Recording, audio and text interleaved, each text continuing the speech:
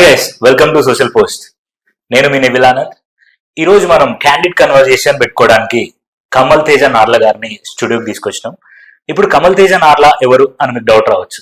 కమల్ తేజ నార్ల ఎవరు అని అంటే పుష్ప సినిమాలో తను ఆర్టిస్ట్ గా చేశారు. అండ్ పుష్పనే కాకుండా ఆర్టిస్ట్, రైటరు అండ్ ఫ్యూచర్ లో మన ముందుకి డైరెక్టర్ గా కూడా మన ముందుకి రాబోతున్నారు. సో అసలు ఈ సినీ ఇండస్ట్రీలో తన జర్నీ ఎలా స్టార్ట్ అయింది, అసలు ఎలా వచ్చాడు, తన ఫ్యూచర్ ప్లానింగ్స్ ఏంటి, అండ్ పుష్ప మనం ఇప్పుడు చూస్తున్న పుష్పలో ఏం చేశాడు, అసలు పుష్ప సినిమా ఎలా ఉండబోతుంది. సో ఇలాంటి చాలా విషయాలు మనం కమల్ గారితో మాట్లాడేసుకున్నాం. ఆయన హాయ్ హాయ్ హాయ్ బ్రో, ఎలా ఉన్నారు అన్న? Super good. సో ఇప్పుడు మనం పార్ట్ 1 పార్ట్ చూస్తే అర్థమైపోతుంది. ఆ జాతర సీన్ లో చీర కట్టుకోవడం, అటుపోతే జపాన్కి వెళ్ళి స్వాడ్ పట్టుకోవడం. అంటే ఇంకొక విషయం ఏంటంటే డిఫరెంట్ క్యారెక్టర్స్ లకి మారుతా ఉంటాడా పుష్ప? ఏంటి అసలు సినిమాలో డిఫరెంట్ క్యారెక్టర్స్ లో మారడం అంటే గెటప్స్ అంటున్నారా? సో గెటప్స్ బేసికలీ ఏంటంటే ఆయన కూడా సిచ్యువేషన్ బట్టి గెటప్ మారాల్సి వస్తుందండి. సో ఆబ్వియస్లీ పుష్ప అనే క్యారెక్టర్ కి ఎదురవుతున్న సిచ్యువేషన్స్ బట్టి ఆయన గెటప్స్ కూడా మారుతూ వస్తాయి అనమాట. అందులో మీరు ఒకళ్ళు రెండో చూస్తే ఏది కూడా ప్రాపర్ ప్రిపేర్డ్ గెటప్ ఉండదు ఎక్సెప్ట్ జాతర తప్ప. సో జాతర setup is something is very big. ఆయన ఎక్స్పెక్ట్ చెయ్యంది అండ్ ఆడియన్స్ కూడా ఆ టైంలో అక్కడ వస్తారని ఎక్స్పెక్ట్ చేయకుండా he was ready to do it. మిగతా అన్ని కూడా మీకు చాలా నార్మల్ గా ఉంటాయి అంతే. అండ్ లోపల టీషర్ట్ పైన కోట్ కానీ పైన అది కట్టుకోవడం కానీ, అంటే ఒక సీన్ జరుగుతున్నప్పుడు అది ఏదో జరిగి నెక్స్ట్ సీన్ కి లీడ్ వచ్చినప్పుడు మీకు చాలా యాక్సిడెంటల్ కాస్ట్యూమ్ లా ఉంటుంది తప్ప ఆ ఒక్క జాతరది మాత్రం మీకు చాలా ప్రిపేర్డ్ కాస్ట్యూమ్ అది.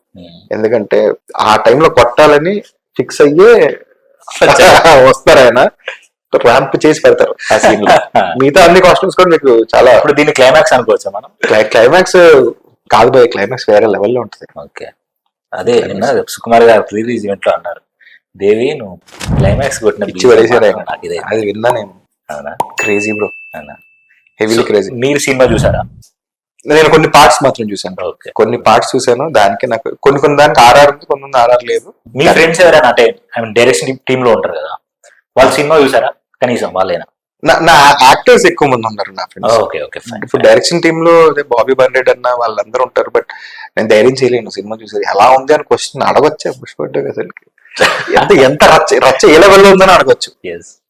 But they are like very confident. అంటే ఆన్ సెట్ లో మాకే కాన్ఫిడెన్స్ ఉందంటే సినిమా తుక్కు రెగ్గుట్టేసారు పోయా అల్లు అర్జున్ గారు అయితే. కుల్లగొట్టేస్తారా సార్? మామూలు కూడా కాదు, ఇంకేం లేదు. సెలబ్రేషన్ ఏ లెవెల్ అయినా చేసుకోవచ్చు, ఆ రేంజ్ లో ఉంటుంది ఆయన చేసిన రచ్చ. అండ్ ఇంకో విషయం ఏంటంటే అన్న, 4 పాటలు రిలీజ్ అయినాయి మనకి. 4 పాటలు రిలీజ్ అయినాయి. ఇవి కాకుండా ఇప్పుడు రంగస్థలం సినిమాలో మనకు ఒక పాట హైడ్ చేసిండు సుకుమార్ గారు. ప్రతి సినిమాలో ఏదో ఒక పాట హైడ్ చేస్తారు. అలాంటి సాంగ్ ఏదైనా హైడ్ చేసిందా పుష్ప 2 లో? మీరు విన్నదాన్ని ఒక సాంగ్ ఏమో ఉంటదేమో. నేను అలా అనుకున్న ప్రతిసారి సాంగ్ రిలీజ్ అవుతుంది బ్రో. అరే ఈ సాంగ్ షూట్ జరుగుతుందని చెప్పి వింటాను నేను. అవునా, సూపర్ అనుకుంటాను. కొన్ని క్లిప్స్ వస్తాయి, అదే సినిమా అదే సాంగ్ బయటకు వస్తుంది. బేసిక్ గా ఆ సాంగ్ ఉంది కదా మనకి చూసేకి, దాని విజువల్స్ ఏమి మీరు చూడలేదు అసలు. అదే మీరు చూడబోయే మేబీ అవ్వచ్చు. అవును, అదే సాంగ్ బేసిక్ గా నాకు తెలిసి. ఎగ్జాక్ట్లీ. అసలు అది షూట్ కాదు, అసలు వాళ్ళ గెటప్ లో కూడా ఏం తెలియదు. జస్ట్ షార్ట్ టైమ్ లో కాస్ట్యూమ్ అవుతుంటే మేకప్ అవుతుంటే చేశారు. It was very candid thing. అసలు హౌ అన్న, నాకు అది అసలు మెయిన్ గా అది అడగాలి అసలు. ఇప్పుడు వాళ్ళు ఏం జస్ట్ రెడీ అవుతున్నారు అంతే. వాళ్ళు ఏంటి సెట్ లో షార్ట్ కూడా అవ్వట్లేదు. అవును, రెడీ అవుతున్నారు, మేకప్ వేసుకుంటున్నారు, ఆర్టిస్టులు అందరు ఉన్నారు, ఏడీస్ ఉన్నారు, వర్క్ జరుగుతుంది. బట్ అదొక సాంగ్ లాగానే ఎట్లా అవుట్పుట్ వచ్చిందని అర్థం కాదు. అంటే దాన్ని కూడా ప్లాన్ చేశారు. మహానుభావుడు సుకుమార్ సార్, జీనియస్ అంతే. ఇట్ వాజ్ అంటే మనకి కొన్ని అనిపిస్తుంది చూసారా, క్యాండిడ్ పెళ్లిల్లో ఫోటో షూట్స్ కూడా చాలా ప్లాన్ గా ఉంటాయి. అరే మిత్రులు మాట్లాడుకుంటా సరదాగా అంటారు, అరే ఏంటారు అలా కాదురా చాలా సరదాగా నవ్వుకోండి, క్యాండిడ్ అవుతుంది. అది candid photography, plan candid photography. దాన్ని సార్ సాంగ్ గా మార్చారు.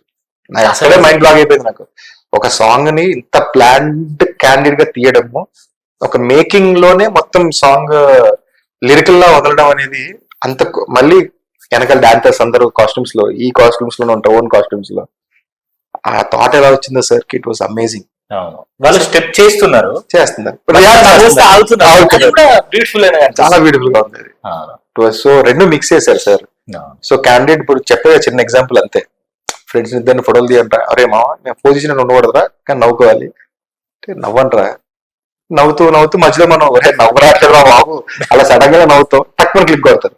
సో ప్రాబ్లీ సార్ అది యూజ్ చేశారు, బట్ ఇట్ వాస్ బ్రిలియంట్ అండి. బ్రిలియంట్ అది. ఇందాక మీరు అడిగినప్పుడు నాకు తట్టింది, ఏదన్నా సార్ దాచిపెడతారు అని చెప్పి. ఇది దాచిపెట్టుంటారు నాకు తెలిసి. ఓకే. అండ్ ఇంకొకటి, మీది ఏదైతే వేరీస్ పుష్ప అనే సెగ్మెంట్ ఉందో దాంట్లో అడవిలో జంతువులు వచ్చాయంటే పులి వచ్చిందని అర్థం. అదే పులే వెనక్కి వచ్చిందంటే పుష్ప వచ్చింది ఉంది.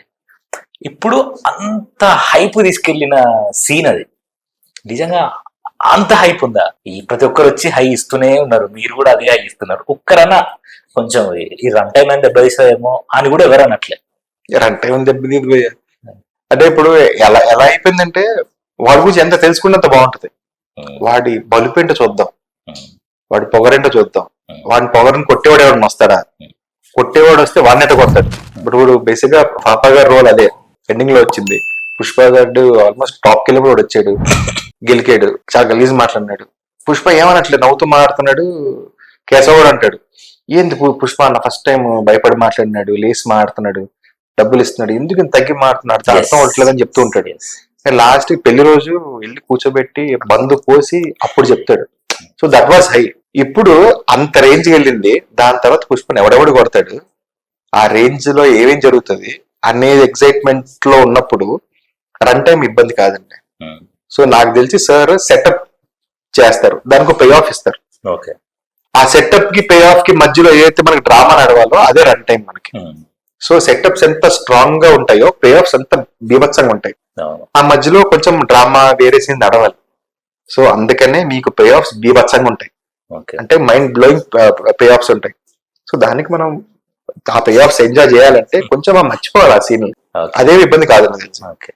చాలా కాన్ఫిడెంట్ చెప్తున్నాను. కేశవ్ అనే విలన్ అవుతాడని చాలా మంది ఊహాగానాలు ఉన్నాయి. అంటే బెటర్ ఇప్పుడు ఆడియన్ అనేవాడు వీడు విలన్ వాడు విలన్ వాడు విలన్ అనుకుంటే వెళ్ళాలి. వాడు విలన్ అయ్యాడు అనుకోండి, ఆడియన్ హ్యాపీ ఫీల్ అవుతాడు. ఓన్లీ నేను అనుకుంది కరెక్ట్ అయింది, హీలో ఒక సాటిస్ఫాక్షన్ ఉంటుంది, అవ్వలేదు అనుకో హై ఉంటుంది. అయితే సాటిస్ఫాక్షన్ లేకపోతే హై, ఆ రెండు ఏదో మంచిదే. ప్రతి డైరెక్టర్ కి ఇదే ఉంటది. లైక్ ఏంది, నా సినిమా గురించి జనాలు మాట్లాడుకోవాలి, జనాలు డిస్కషన్ చేయాలి, అప్పుడు నేను సక్సెస్ అయినట్టే అని. ఆబ్వియస్లీ అంతేనా? ఆబ్వియస్లీ ఉంటుంది అంతే. అంటే ఇప్పుడు నాకు ఎలా ఉంటుందంటే నా సినిమా గురించి జనాలు మాట్లాడుకోవాలి. ఇప్పుడు మీరు అన్నారు, ఫర్ ఎగ్జాంపుల్ చెప్తున్నా, కేశవ విలన్ అయితే బాగుంటుంది.